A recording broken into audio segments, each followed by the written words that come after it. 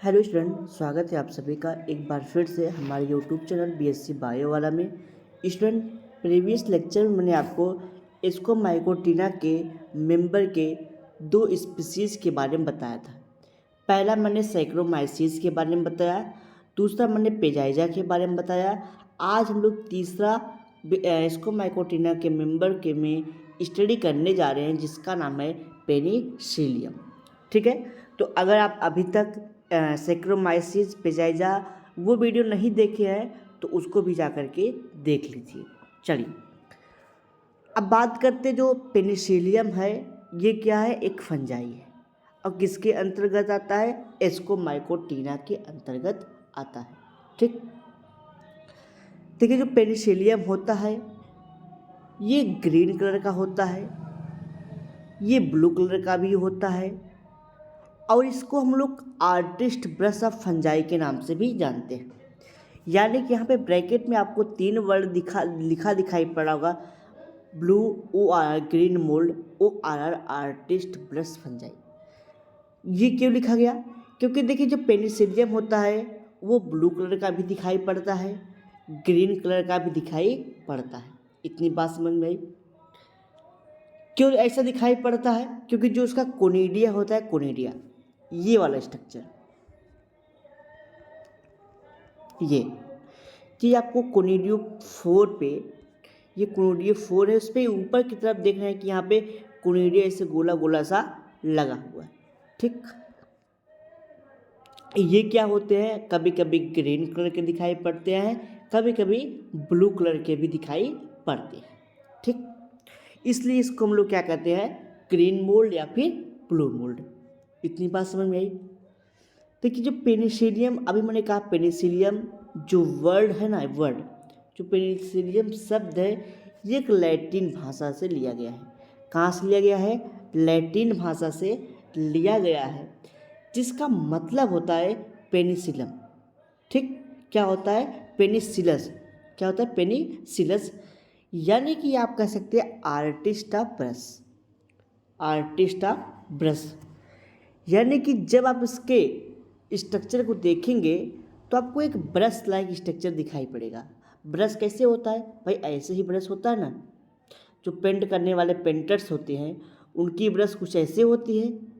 ठीक, उनकी ब्रश ऐसे ही होती है। यहाँ पे हेयर लाइक स्ट्रक्चर बहुत सारे प्रेजेंट होते हैं।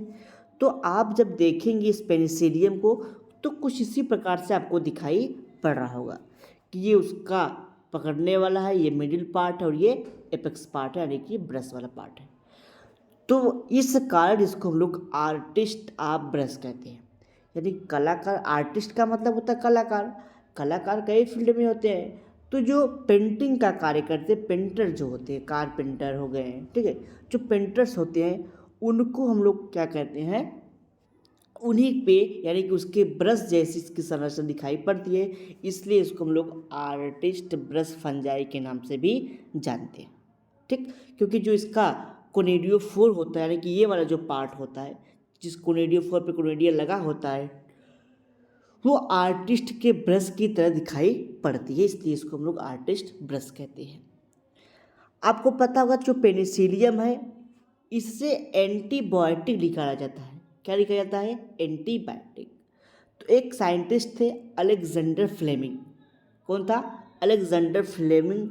फर्स्ट टाइम उन्होंने इसी पेनिसिलियम से क्या निकाला था? वांडर ड्रग निकाला था, यानी कि आप कह सकते हैं कि एंटीबायोटिक ड्रग यहाँ से प्राप्त किया था। तो कौन सी स्पीसीज थी?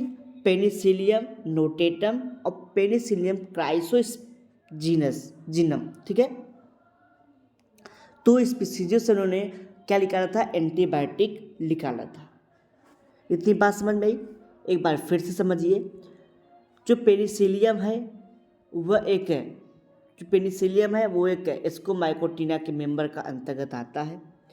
इसको हम लोग ग्रीन फंजाई या ब्लू फंजाई या ब्लू मोल्ड के नाम से भी जानते हैं, क्योंकि इसका कलर ब्लू ग्रीन कलर का होता है। यह एक लैटिन वर्ड से लिया गया है जिसका नाम होता है पेनिसिलस। ठीक, और उस पेनिसिलस का मतलब होता है आर्टिस्ट ब्रश फंजाई, यानी कि जो कलाकार पेंटर होते हैं उनकी जो ब्रश होती है उस प्रकार से इनकी ये, यानी कि ये दिखाई पड़ते हैं। इतनी बात समझ में आई।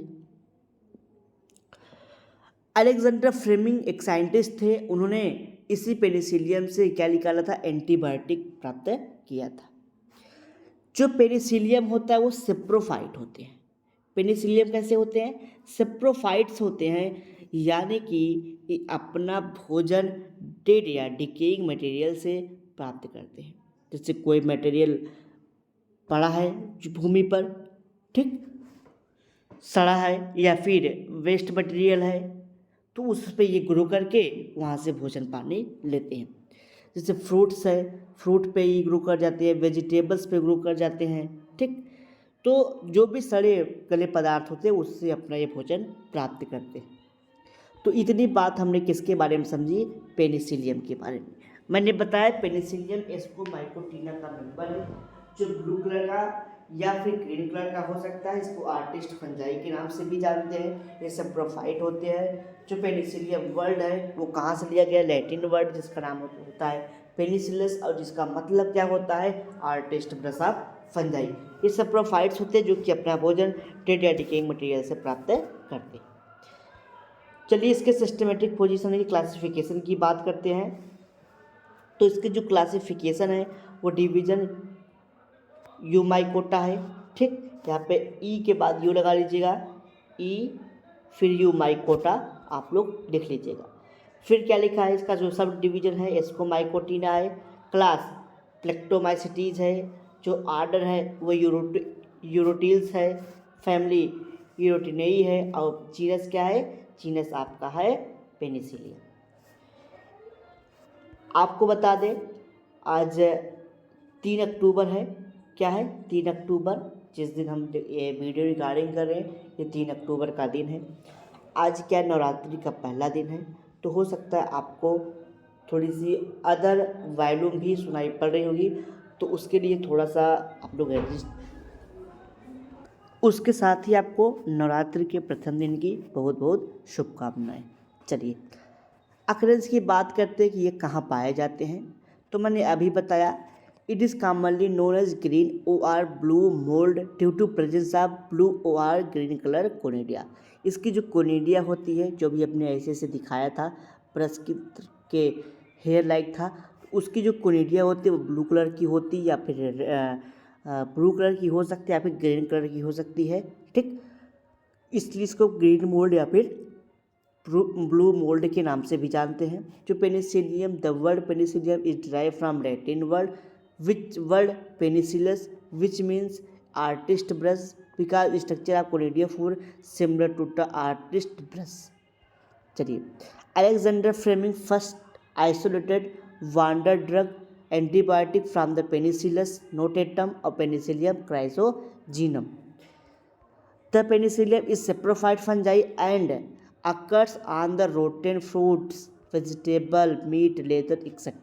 यानी कि जो ये पेनिसिलियम होता है ये कैसा है, ये सेप्रोफाइट से अपना भोजन डेड या डिकेइंग मटेरियल से प्राप्त करता है, ठीक। जैसे सड़ा हुआ रोटी का टुकड़ा है, या फल है, या कोई वेजिटेबल सड़े गए हैं, या मीट रखा है, कई दिन के मांस रखे हैं, या फिर लेदर कहीं है, तो उस पर ये ग्रो कर जाते हैं, ठीक। चलिए अच्छा बात करते हैं जो इसका स्ट्रक्चर होता है, स्ट्रक्चर यानी कि वेजिटेटिव जो स्ट्रक्चर होता है किसका, पेनिसिलियम का, वो किस प्रकार से आपको दिखाई पड़ता है, पहले उसके बारे में हम लोग समझते हैं, ठीक। डायग्राम से पहले समझिए, जब आप इसका डायग्राम देखेंगे तो कुछ इस प्रकार से आपको दिखाई पड़ेगा, यानी कि ये बाहर से, सबसे बाहर से आपको ये प्रकार से दिखाई पड़ेगा। जब विदाउट माइक्रोस्कोप से आप देखेंगे या लाइट माइक्रोस्कोप से देखेंगे तो आपको कुछ इस प्रकार से दिखाई पड़ सकता है, या आपको इस प्रकार से इसका डायग्राम दिखाई पड़ सकता है।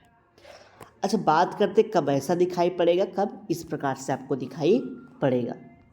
तो ये कुछ स्पीसीज पेनिसिलियम की ऐसी होती है, ठीक, कुछ स्पीसीज पेनिसिलियम की ऐसी होती है जो सेप्टेट होती है।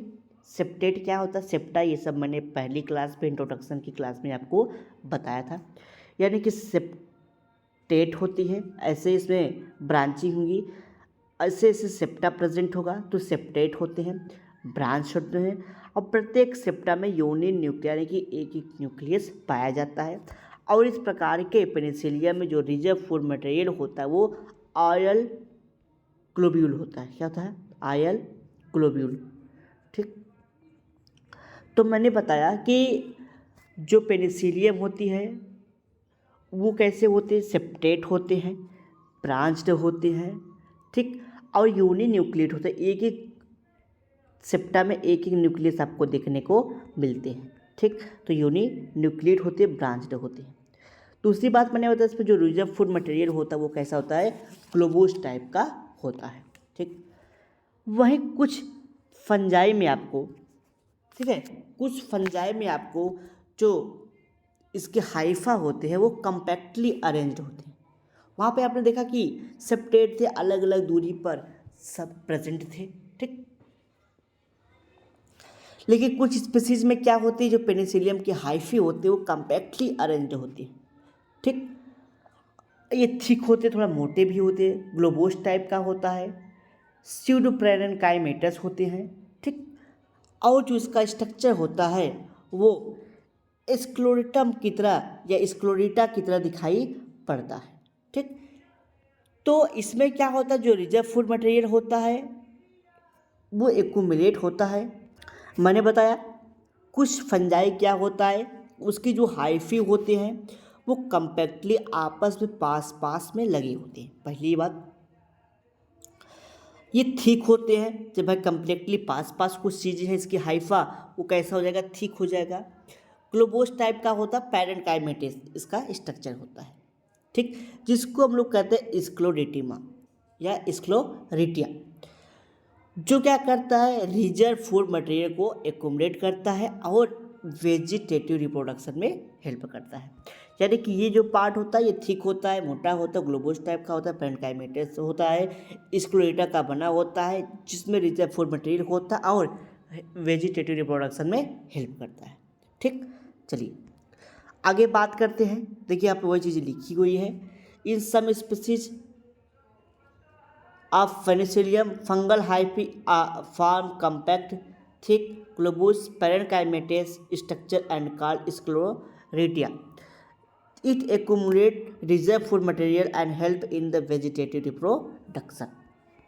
चलिए रिप्रोडक्शन की बात करते हैं। The Penicillium produces bye asexual and sexual method, यानी कि जो आपका पेनिसिलियम होता है इसमें सेक्सुअल रिप्रोडक्शन और एसेक्सुअल रिप्रोडक्शन भी प्रेजेंट होता है। ठीक, तो ये लिखा क्या है?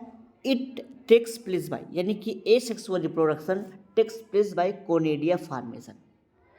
Conidia are develops on the tip of the conidiophore, यानी कि फ्लिडेल्स इसका नाम होता है।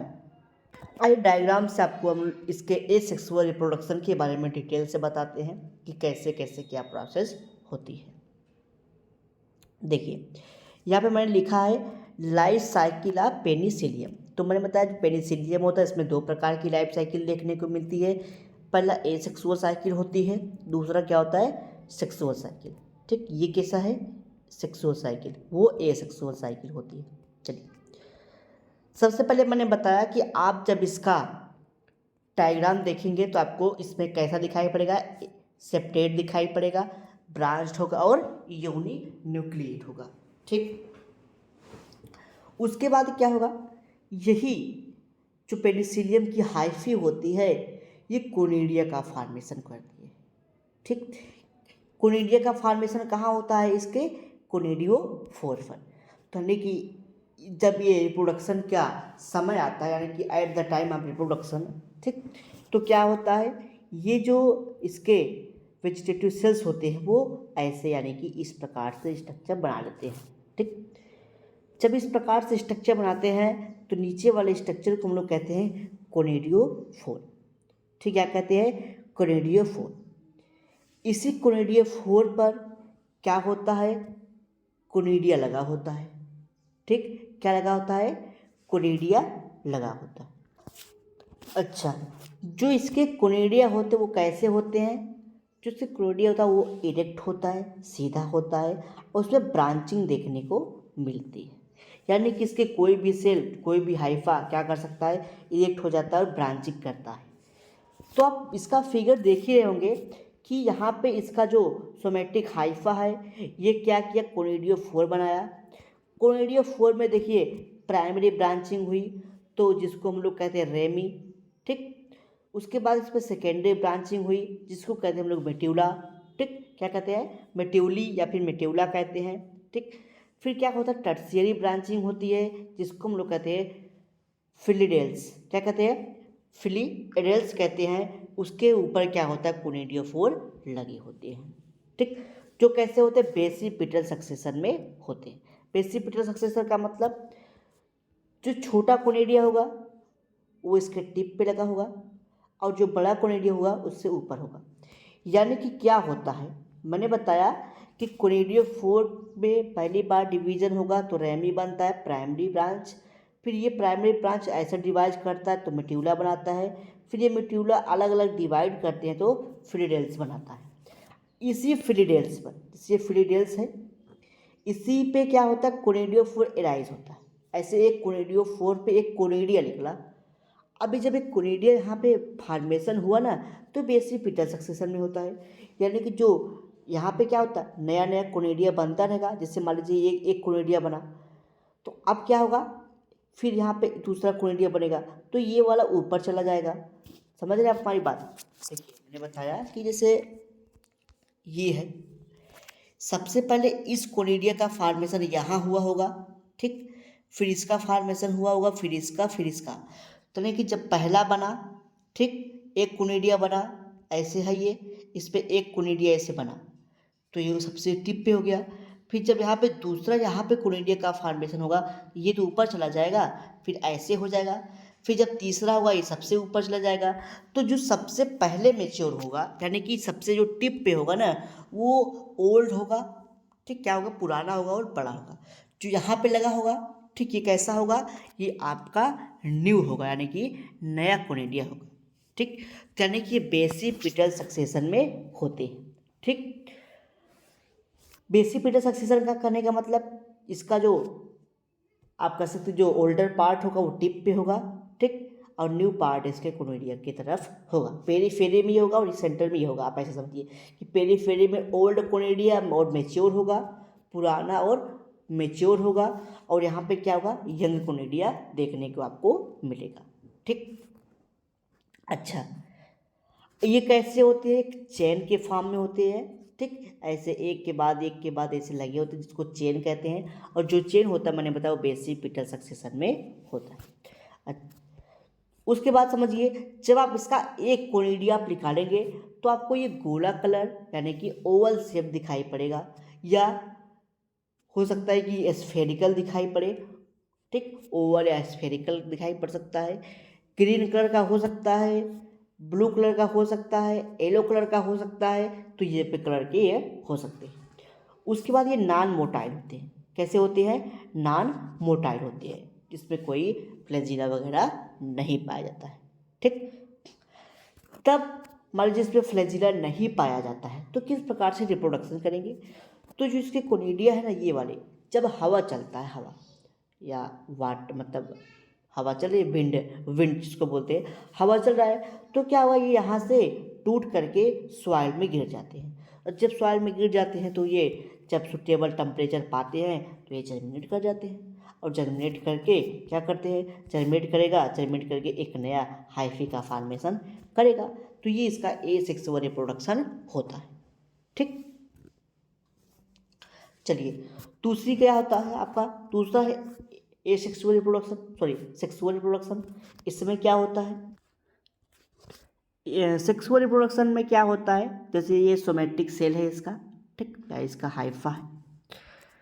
हाइफा क्या करेगा, इसमें देखिए जो पेरिसिलियम होता है ना इसमें कुछ स्पीसीज में स्पेशल टाइप का सेक्सुअल रिप्रोडक्शन देखने को मिलता है। यानी कि इसमें मेल एंथ्रीडियम और फीमेल एस्कोगोनियम देखने को मिलता है।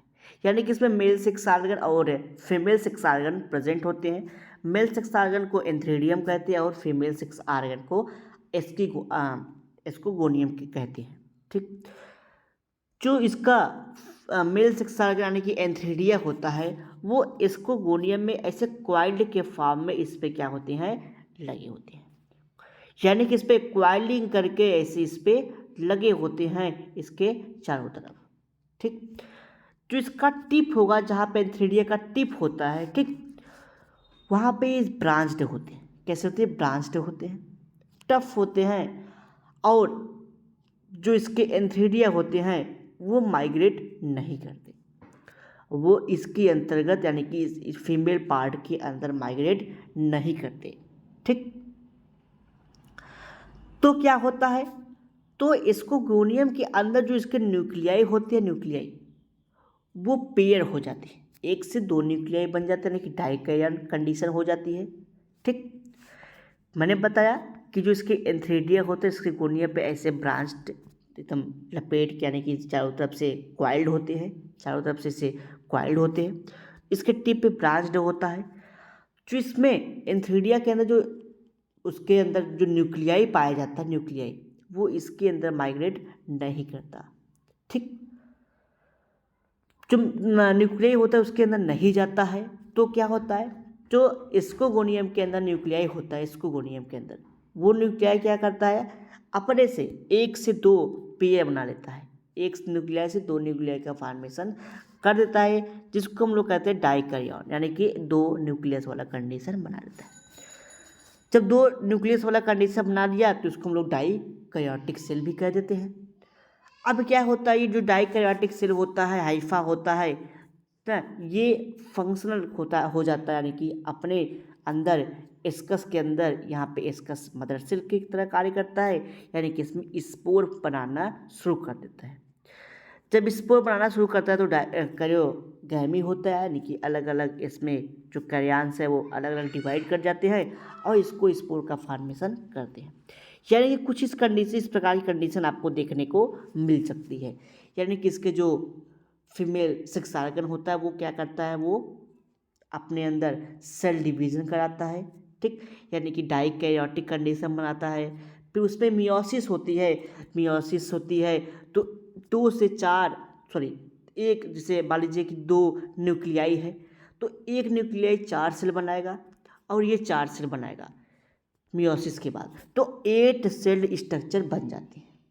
ठीक, यानी कि यहाँ पे क्या हुआ, ये क्या है, एक इसकी फीमेल सेक्स ऑर्गन है, इसकी जो एक हाइफा है, ठीक है, एस्कोगोनियम है, तो ये क्या करेगा, ये डिवीज़न करेगा, क्या इसकी जो न्यूक्लियस है ये आपस में डिवाइड करेंगे। ठीक, यानी कि एक से दो न्यूक्लियाई बना, दो न्यूक्लियाई बनने के बाद क्या इसमें मियोसिस हुआ, मियोसिस क्या करेगा, एक इसका जो न्यूक्लियस है वो 8 सेल बनाएगा, एक से 4 न्यूक्लियस बनेंगे, दूसरे से 4 न्यूक्लियस बनेंगे, यानी कि टोटल 8 न्यूक्लियस बन जाएंगे। तो यहाँ पे जितने इसके इसकोगोनियम होंगे उतनी बार क्या होगा, उतने स्कस बनेंगे, और उस स्कस के अंदर स्काई होगा जो मियोसिस करेगा, फिर यहाँ पे क्या होगा, कैरियोगैमी होगा, तो बहुत सारे इसमें इसको स्पोर बन जाएंगे। ठीक, इसको स्पोर जब बन जाएंगे जिसको हम लोग क्रिस्टोथेसियम कहते हैं। ठीक, ये क्या करेगा, बाद में इसकी वाल रप्चर हो जाएगी, फिर इसको स्पोर बाहर रिलीज हो जाएंगे। ठीक, फिर इसके बाद जर्मिनेट करेंगे, एक नया सोमैटिक सेल का फॉर्मेशन करेंगे। ठीक, तो आपने देखा क्या कि एक इसका सोमैटिक सेल था, ये इसके चारों तरफ एंथ्रीडिया इसके चारों तरफ क्वाइल्ड करा हुआ था, क्वाइल्ड करा तो इसका जो एक सेल था वो क्या किया, मियोसिस किया, यानी कि इसके जो दोनों आपस में जो सेल थे वो मियोसिस किए, एक से दो सेल बनाए, दो से क्या हुआ, एक पूरा ये मियोसिस करके 8 सेल स्ट्रक्चर बनाया, फिर ये क्या किया, बाद में चल करके इसको स्पोर बनाया, इसको स्पोर बाहर जाके सॉइल में रिलीज हो गया और बाद में ये पूरा जाके डेवलप्ड हो गया। ठीक, तो ये पूरा क्या था, इसके आप कह सकते हैं कि पूरा लाइफ साइकिल के बारे में था। तो यहाँ पे इसका लैंग्वेज भी लिखा गया है, किस प्रकार से एंथ्रीडिया फर्टिलाइज करते हैं, ये सारी प्रोसेस यहाँ पे लिखी गई है, आप लोग इसको देख सकते हैं। ठीक, नेक्स्ट लेक्चर में हम लोग एक नए टॉपिक पे ऊपर डिस्कशन करेंगे जिसका नाम है बेसिडियोमाइकोटिना। ठीक, क्या है, बेसिडियोमाइकोटिना, जिसके अंतर्गत आपको एक टॉपिक पढ़नी है। ठीक, एगेरिकस पढ़ना होगा, ठीक। यानी कि नेक्स्ट लेक्चर में हम लोग आपके साथ डिस्कशन करेंगे एगेरिकस यानी कि गिल फंजाई पे, ठीक, जो किसके अंतर्गत आता है, बेसिडियो माइकोटीना के अंतर्गत आता है। तो नेक्स्ट लेक्चर में इसी टॉपिक पे हम आपके साथ डिस्कशन करेंगे। तो चलिए मिलते हैं नेक्स्ट लेक्चर में नए टॉपिक के साथ।